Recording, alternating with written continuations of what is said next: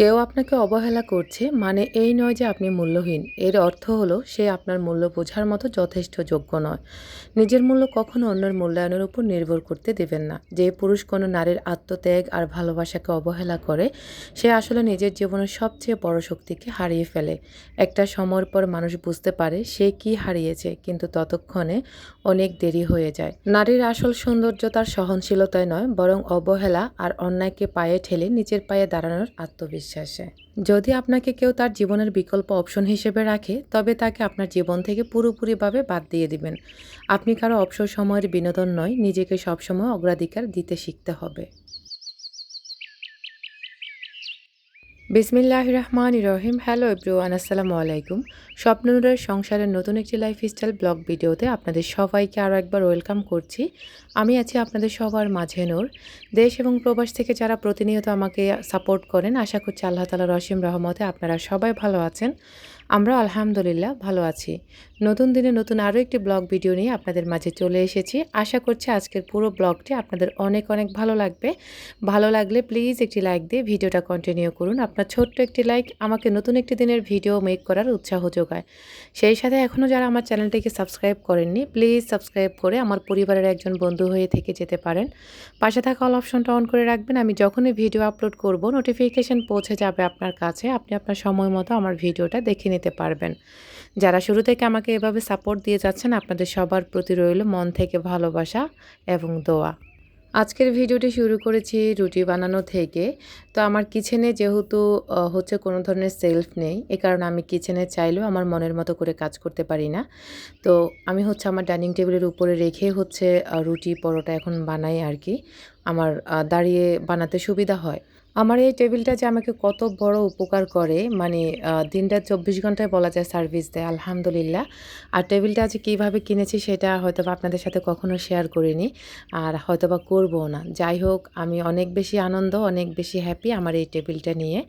এখন চলুন, একজন আপু গত একটা ভিডিওতে কমেন্ট করেছিলেন আমার এই রাইস কুকারটা দেখে, মানে রাইসের এই কুকারটা দেখে বলেছিল যে, আপু এটার নিচে এত লাল কেন? তুমি তো এরকম না।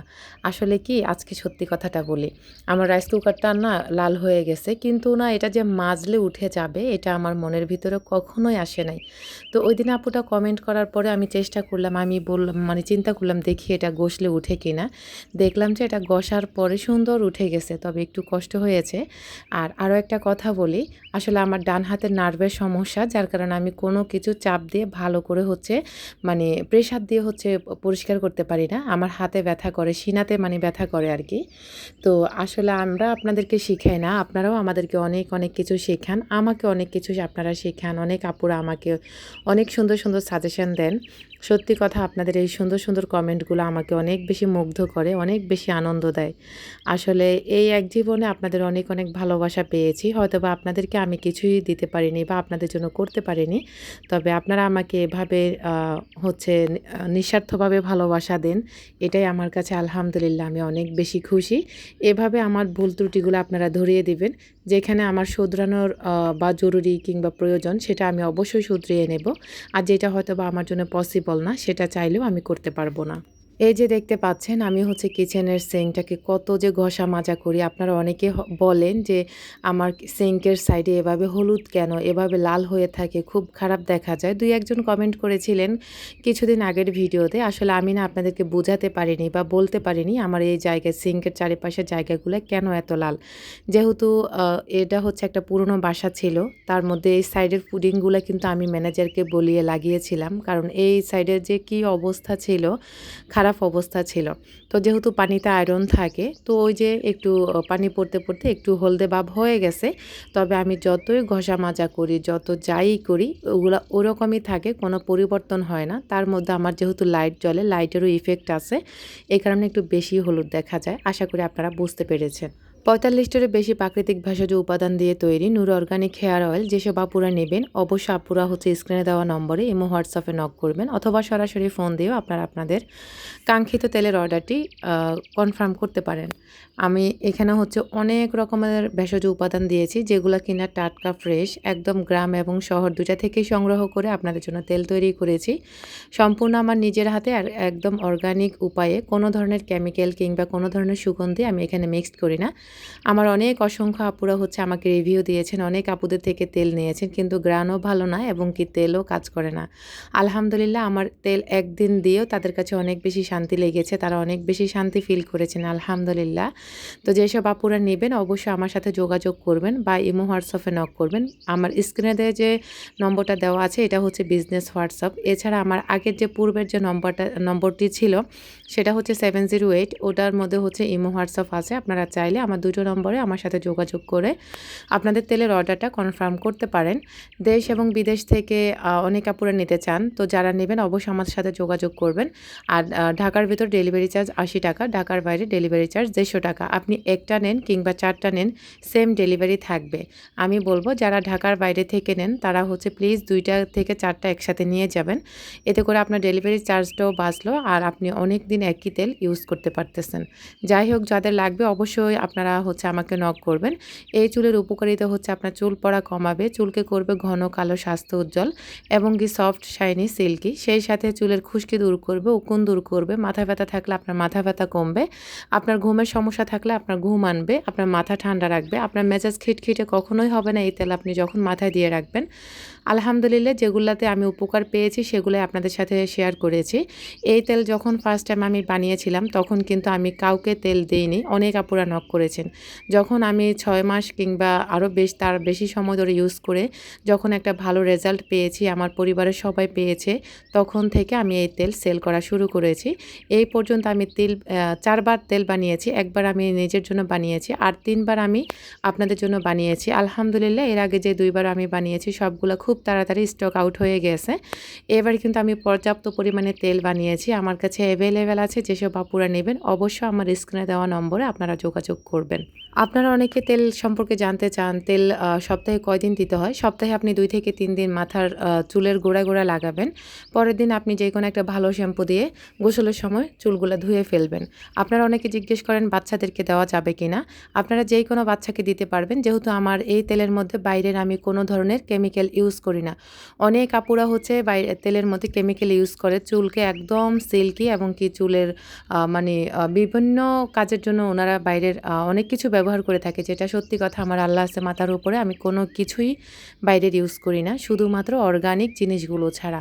আর ভেষজ উপাদান যে কী পরিমাণ মানুষের জীবনের জন্য প্রয়োজনীয় সেটা যদি আপনারা একবার হচ্ছে মেডিকেল সায়েন্সের মানে পড়াগুলা বা হচ্ছে শিক্ষণীয় বিষয়গুলো যদি আপনারা পড়তে পারতেন, জানতে পারতেন, তাহলে আপনারা বুঝতেন যে এগুলা মানুষের জীবনে কত বেশি প্রয়োজনীয় এবং জরুরি।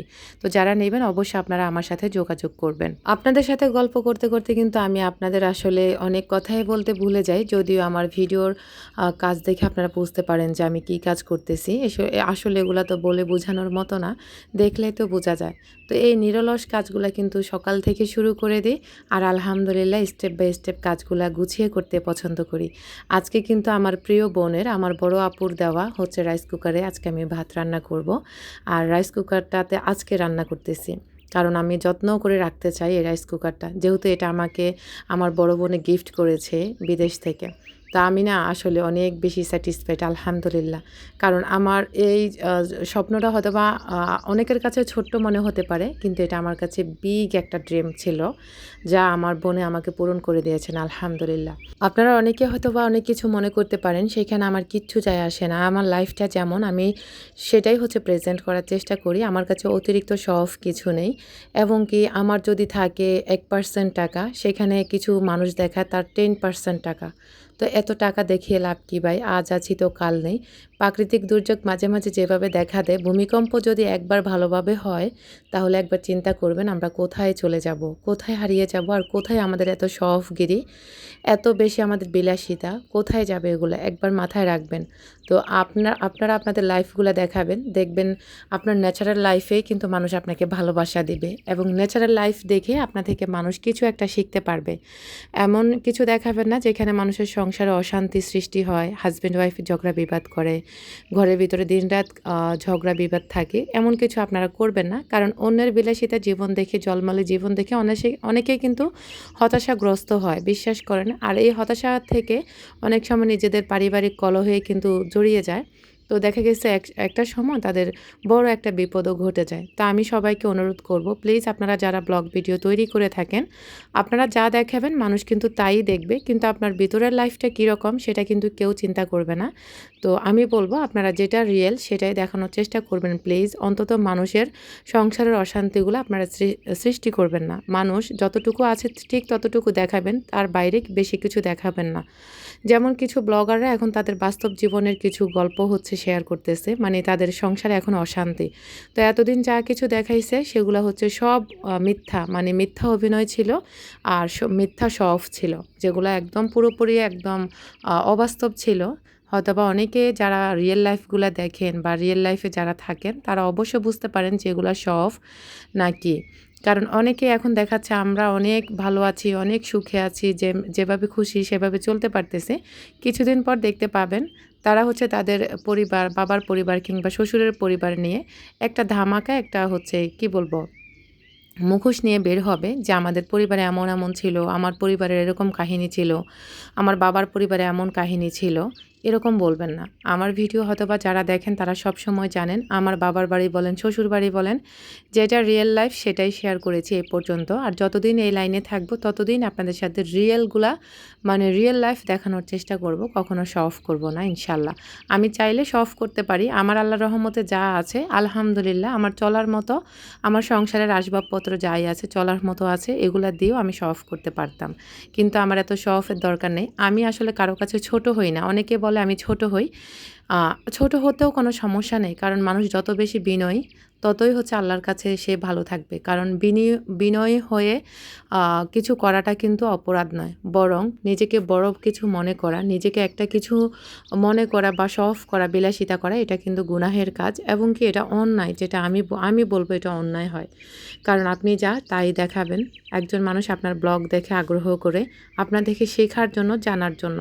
তো আপনাদের রিয়েল লাইফগুলো দেখানোর চেষ্টা করবেন, অন্তত আপনারা নিজেরাও মানসিক দিক থেকে হ্যাপি থাকবেন। অনলাইন হচ্ছে ধোঁকা, যত ভালো কিছু আছে তত ভালোগুলাই দেখায়, কিন্তু এর পিছনে কি হয়েছে না হয়েছে এগুলো জীবনও দেখাবে না। তো আমি বলবো আপনারাও দেখে বুঝবেন, যারা আসলে শো অফ করে তাদের ভিতরের লাইফও কিছু একটা থাকতে পারে, তারা সেটাকে হাইড করে আপনাদেরকে সবসময় সুখে থাকার মানে অভিনয় করে। যাই হোক, আসলে কি আর বলবো, এখন চলুন আপনাদের সাথে শেয়ার করি। আমার হচ্ছে বেডশিটের কিছু বেডশিট আছে আমার কাছে, তো আপনারা চাইলে নিতে পারেন। এই বেডশিটগুলা আমার যখন আনছিলাম তখন আর কি, যদি এখন অনেকেই নক করতেছেন আমি বেডশিট আমার কাছে আছে কিনা, কিংবা নতুন কোনো কালেকশন আনবো কিনা। নতুন কালেকশন আনবো কিনা সেটা আমি জানি না বোনেরা, কারণ হচ্ছে আমার পুঁজির সমস্যা, আমার পুঁজি কম, যার কারণে আমি একটা বিজনেস করে আরেকটা করতে পারি না। কারণ অনেকের অনেক বেশি টাকা, যার কারণে তারা অনেক কিছু কিনে ফেলে বা অনেক কিছু করতে পারে, যেটা আমি করতে পারি না। এই বেডশিটগুলো আমার কাছে আছে, যারা নেবেন তারা আমার সাথে যোগাযোগ করবেন বা আমাকে নক করবেন হোয়াটসঅ্যাপে। আরেকটা কথা বলি, আমার হচ্ছে পেজে আপনারা নক করবেন না, সেটাতে আসলে আমার এখন পেজটা আমি চালাই না। তো আপনারা আমার ইমো হোয়াটসঅ্যাপে নক করবেন অথবা সরাসরি ফোন দেবেন। আমি কিন্তু এগুলা বিগ একটা ডিসকাউন্টে দিয়ে দেব। যেসব আপুরা নেবেন, চারোটা যদি একসাথে নিয়ে নেন তাহলে তো আরও বেশি ধামাকা একটা অফার আপনারা পেয়ে যাবেন। তো আমি এখনও এটার আসলে দাম সিলেক্ট করিনি, আপনারা অবশ্যই যোগাযোগ করবেন। আমার ভিডিওটা যাবে রাতের বেলা, আমি আজকে দিনে ভয়েসটা দিচ্ছি। তো যাদের লাগবে তারা অবশ্যই আমার সাথে যোগাযোগ করবেন, সুন্দর একটা ডিসকাউন্টে আপনারা পেয়ে যাবেন কোয়ালিটি ফুলের প্রিমিয়াম বেডশিটগুলো। যেসব আপুরা আমার এই বেডশিটগুলো নিয়েছেন তারা অনেক বেশি সুন্দর সুন্দর রিভিউ দিয়েছেন, আর যারা নেননি তারা নিয়ে আমাকে সুন্দর একটা রিভিউ দেওয়ার চেষ্টা করবেন। যদি আমি কারো কাছে এ পর্যন্ত রিভিউ চাইনি, আপনারা আমাকে ভালোবেসে রিভিউগুলো দিয়েছেন মাশাআল্লাহ, সেগুলোই আমি আমার চ্যানেলে শেয়ার করি। যদিও ইদানিং এখন কারো কোনো হচ্ছে আমি কোনো রিভিউ শেয়ার করি না। যাই হোক, আলহামদুলিল্লাহ আমার কাছে অনেক ভালো লাগে আপনাদের এই ভালোবাসাগুলো পেতে, নিঃস্বার্থ এই ভালোবাসা। এই ছিল আমার আজকের ব্লগ ভিডিও, জানি না আপনাদের কেমন লেগেছে। যদি ভালো লেগে থাকে আবারও বলবো লাইক, কমেন্ট, শেয়ার করতে ভুলবেন না। আর বেডশিট এবং তেলের জন্য অবশ্যই নক করতে ভুলবেন না। আল্লাহ হাফিজ, আসসালামু আলাইকুম।